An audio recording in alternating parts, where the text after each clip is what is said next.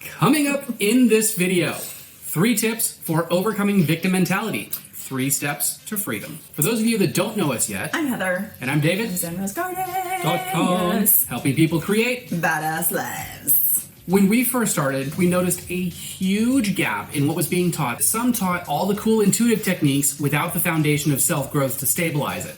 And other people were teaching self-growth without having a clue of what to do when people started opening up their intuitive skills. And you guys know what I mean, because we work with you guys a lot on this. Both groups have a ceiling that lacks that integration. But we decided to fill that gap. And if you stay to the end, we're going to show you why that's important to you. And also, we've got a free gift, as always, for just showing up. Now it's time for the reason you're watching. Oh, there he goes. So let's get to it, guys. Okay, so first, I want to preface this with when some nasty poop gets thrown at you, like monkeys throwing poop, it's important first to vent the anger and release some of that powerful energy. Yep. As you know, we talk about the different stages of releasing anger and the right way a lot here. But today we're going to talk about the actual 3 stages that we see people go through as they release that victim mentality. Because I think all of us have been a victim of some kind of injustice in our life. If you're here on this planet and you have not experienced some sort of injustice, let us know in the comments, because we want to meet you. I want to give you a prize, because I don't think any of us gets out alive. Well, we definitely don't, but wow. Yeah, so let's break it down. So we're going to go into these 3 stages. The first stage is punishment. This stage has 2 different phases. So first of all, you're angry, right? I mean, that's normal. If you're going straight to, it's fine, then we need to talk. That's a different video. What has happened to you is not fair. This is an absolutely necessary stage. You need to understand this has happened, whatever this is, and it sucked. So you can then make adjustments to prevent it from happening again. Otherwise, you're just setting yourself up to be a victim again and be like, what's going on? Or you're stuck in the loop. You might need better energetic boundaries. Or you might need a full-on alarm system and a pit bull named Killer. Yeah. I just thought of pit bull. Pit bulls. Hey! Pit bulls can be really nice. And the second part is you might want to seek revenge, right? Some kind of divine retribution on the person. Those are natural kind of primal feelings. You're angry. Why did this happen? And I want revenge. That's our like primal caveman self coming out to be like, anger. And it sort of is necessary, because it has to be strong enough to let you know that you need to create some sort of healthy way to prevent this from happening again.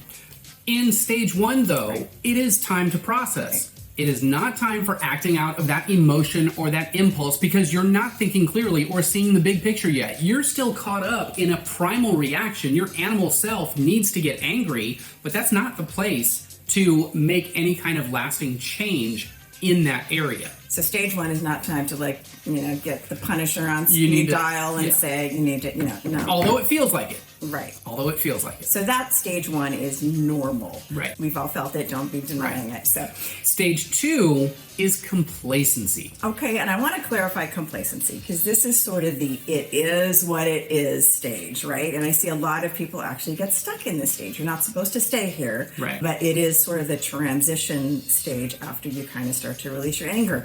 You kind of get to this point where, it is what it is. It happened. This is different. I want to clarify. This is different from the other it is what it is. And we'll talk about that in just a minute. Because I say it is what it is all the time, but this would be, an example would be like, oops, they forgot the rainbow sprinkles in my latte, and it's too late to go back and get some because I'm already at the office. Now, on a side note, if you're feeling victimized because of those rainbow sprinkles, you might not be ready quite yet for the rest of this video. So go back and watch the replay. So yeah, you might actually decide you don't like your latte with rainbow sprinkles. It's better, but that's not what we're talking about. So anyway, in stage 2, you can get stuck in that giving up attitude of, oh well, I guess I just can't win. It is what it is. But if you decide to hang out there for too long, it might become your new comfort zone. And you know how we feel about the comfort zone. There is no growth in that comfort zone. Right, so you don't want to live in stage 2. This is a place that's better than stage 1, where you're not a raging maniac, because that's not safe for anybody, and you're going to lose friends real quick. And then it's a new victim mentality, like, I have no friends, they all left me. Maybe it's because you were a raging maniac. And if that's your issue, let us know in the comments, and we'll make a video about that. Another video, but I don't know if that's an actual thing, but we're here to help. But this is just meant to be kind of a resting place. Right. While your mind is putting together the pieces of the puzzle that gets you to stage 3. This is actually an important stage, even though it might feel like it's sort of like almost numb, but it's okay. Just don't stay there. Right. Stage 3, this is where we get to gratitude and forgiveness. Really super important. Here's the thing. If you jump to forgiveness in that stage 2, which is like complacency, it is what it is. Or in stage 1, where you're a raging lunatic. So you're like trying to forgive, but you're still angry. The forgiveness is not going to stick. And this is what we call bypassing. Yeah, so if you're trying to get to forgiveness in stage 2, when you're like, it is what it is, you might be like, it is what it is. It's a spiritual bypass, and you haven't quite processed all the reasons yet. Right. You're trying to jump to those yummy rainbow sprinkles without getting pissed off that you didn't get any. Right. So stage 3, gratitude and forgiveness. This is when you learn the lessons and are actually grateful for the experience. In this stage, you start to see the positive butterfly effect around you and how this situation has actually helped you. As your mind is putting together the pieces in stage 2, it's like, hey, look at this. If this hadn't happened, this wouldn't have happened, this wouldn't have happened, this wouldn't have happened. You wouldn't have met the person of your dreams, or had your dream job, or had the guts to do this step.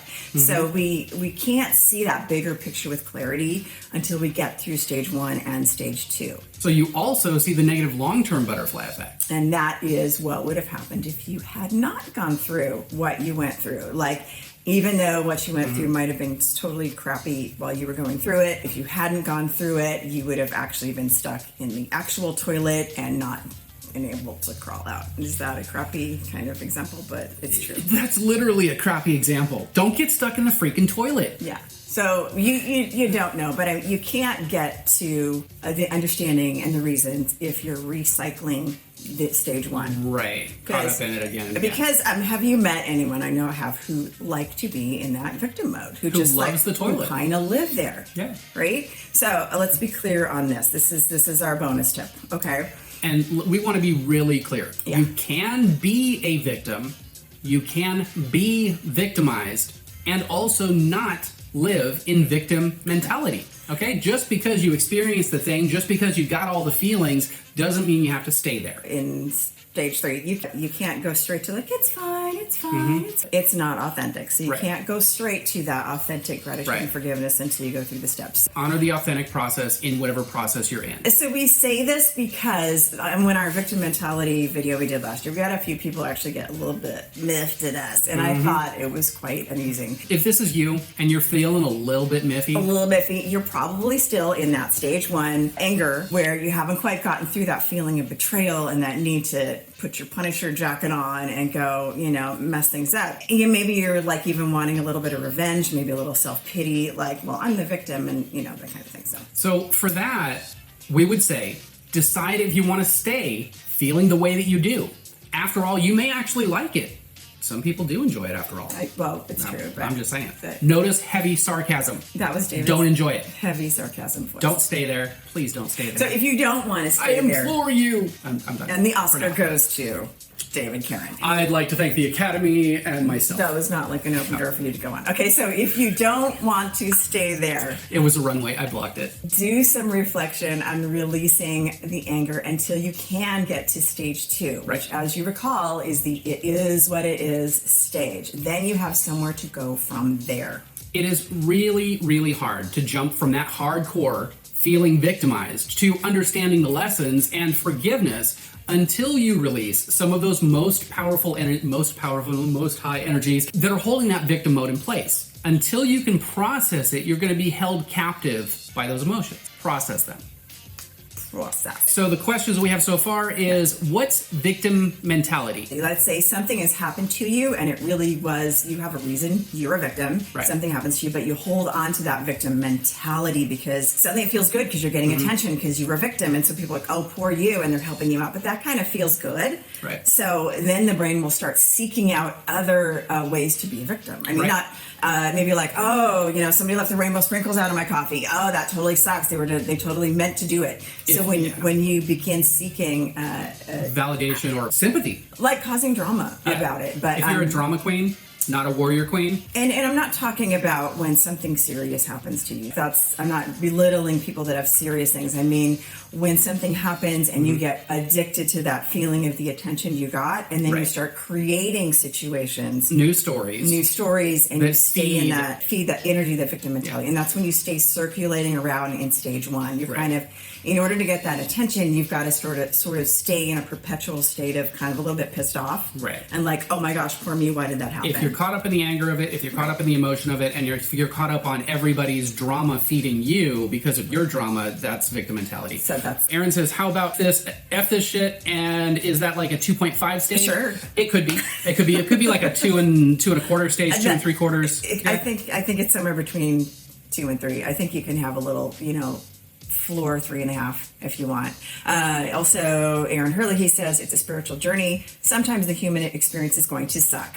Yes, it's integral to the human experience. But imagine when you actually get through it and are actually authentic in stage 3. That's Absolutely. it. When you're authentic in stage 3, it's true forgiveness. It's true gratitude for the experience. Yes. Not and pretending that you have gratitude. You can't bypass that. So Laura says, I noticed that my feelings of victimization caused me to become super sick for a long time, so it seems worth getting over. That's a big part of how I recovered from chronic pain. True story. And I'll tell you that absolutely, when you internalize that victim mentality, and I know I've done it through my journey, it can cause physical pain in your body because you're internalizing anger, you're internalizing toxicity. It's got to go somewhere. That's why in stage 1 we say that it's so important that you got to vent the toxin. Punishment stage where you got to vent it. You're angry, but you got to get that anger out. You can't go straight to it is what it is until you find a way to release that anger in a healthy way. In a healthy way. Don't go calling the Punisher. Here we go with Hillary. Says, is there any crossover with stage 2 and avoidant personality? Yes. Absolutely, because the avoidant personality is the person who is protecting themselves from pain by avoiding maybe the emotions of anger, frustration, or just the process itself, avoiding the processing. Because the human mind is designed and wired to avoid pain, it can definitely go into the avoidance mechanisms that you're talking about. But once you process through it and do get to the other side, the avoidant personality or the avoidant tendencies tend to also release because you know what it looks like to get to an authentic forgiveness, an authentic acceptance, and an authentic appreciation for the process itself. You've triggered your mind into a feel-good of the processing and what happens after the processing. Okay, so you're kind of rewiring. So I'm going to strive and go through the temporary pain to get to the more lasting fulfillment.